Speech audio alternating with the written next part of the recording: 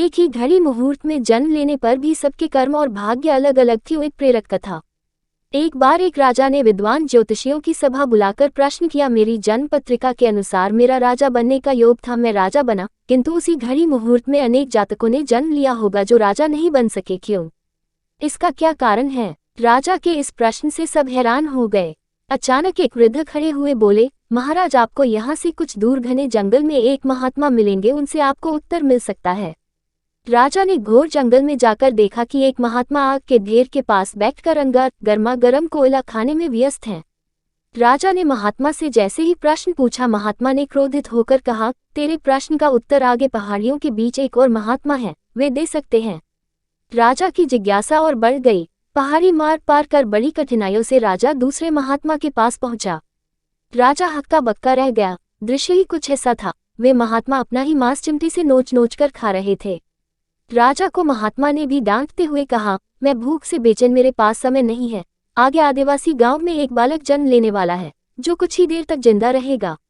वो बालक तेरे प्रश्न का उत्तर दे सकता है। राजा बड़ा बेचैन हुआ। बड़ी अजब पहेली बन गया मेरा प्रश्न। उत्सुकता प्रबल थी। राजा पुनः कठिन मार पार कर उस गांव में पहुंचा। गांव में उस दंपति के घर पहुंचकर सारी बात कही। जैसे ही बच्चा पैदा हुआ, दंपति ने नाल सहित बालक राजा के सम्मुख उपस्थित किया। राजा को देखते ही बालक हंसते हुए बोलने लगा, राजन, मेरे पास भी समय नहीं है, किंतु अपना उत्तर सुन लो। तुम और मैं दोनों महात्मा 7 जन्म पहले चारों भाई राजकुमार थे।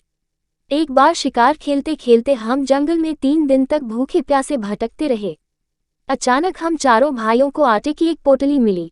हमने उसकी 4 बाटी सेम की। अपनी अपनी बाटी लेकर खाने बैठे ही थे कि भूख प्यास से तड़पते हुए एक महात्मा वहां आ गए।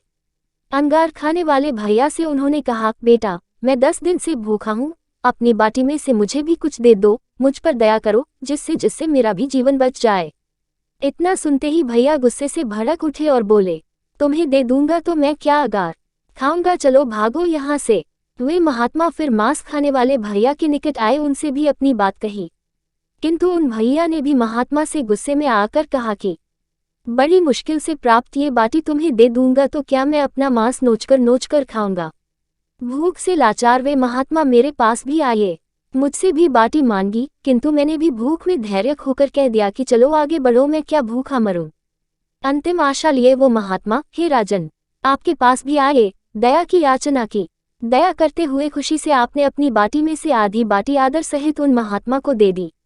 बाटी पाकर महात्मा बड़े खुश हुए और बोले, तुम्हारा भविष्य तुम्हारे कर्म और व्यवहार से फलेगा। बालक ने कहा, इस प्रकार उस घटना के आधार पर हम अपना अपना भोग रहे हैं।